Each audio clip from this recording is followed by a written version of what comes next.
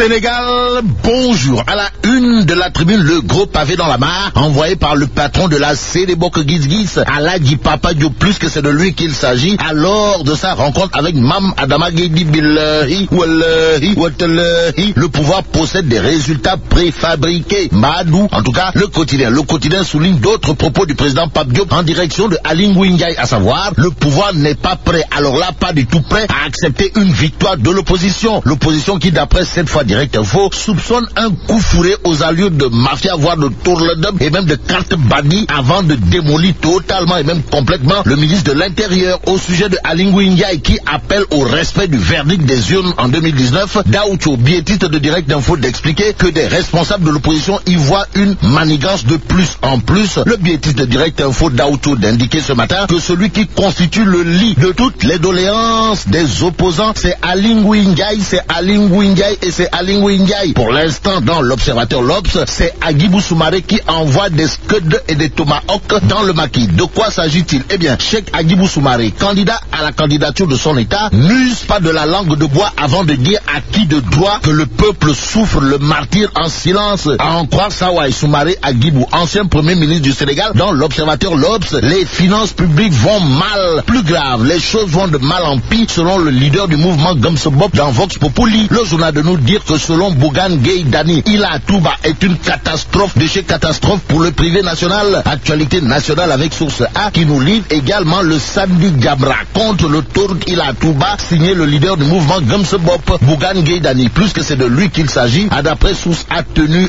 à dire que l'autoroute Ila Touba, malgré un prêt concessionnel de 416 milliards de francs CFA, l'entreprise chinoise, en dehors d'une main-d'œuvre locale, use et utilise une logistique chinoise, même pas une pelle mécanique louée auprès d'une entreprise sénégalaise. Sénégalaises et Sénégalais, Sud Quotidien informe de l'exploitation du minerai de fer de la Falémé, histoire d'indiquer à sa une la guerre des tranchées. Il est question de la sortie au vitriol de la ministre Sophie Gladima contre Mamadou Lamine Diallo Teki, à savoir une simple vérification vous aurait épargné de déclarer des chiffres et des faits totalement erronés. Action-réaction, Sud Quotidien note l'interrogation pot de colle de Mamadou Lamine Diallo Teki, à savoir pourquoi, pourquoi Macky Sall devrait-il décider seul de notre avenir minéralier en 2018? Quoi qu'il en soit, le quotidien sur les enjeux de l'exploitation minière de l'heure révèle que Gladima voit une société civile. En d'autres termes, la société civile c'est du bidon, d'après madame la ministre des Mines dans le quotidien,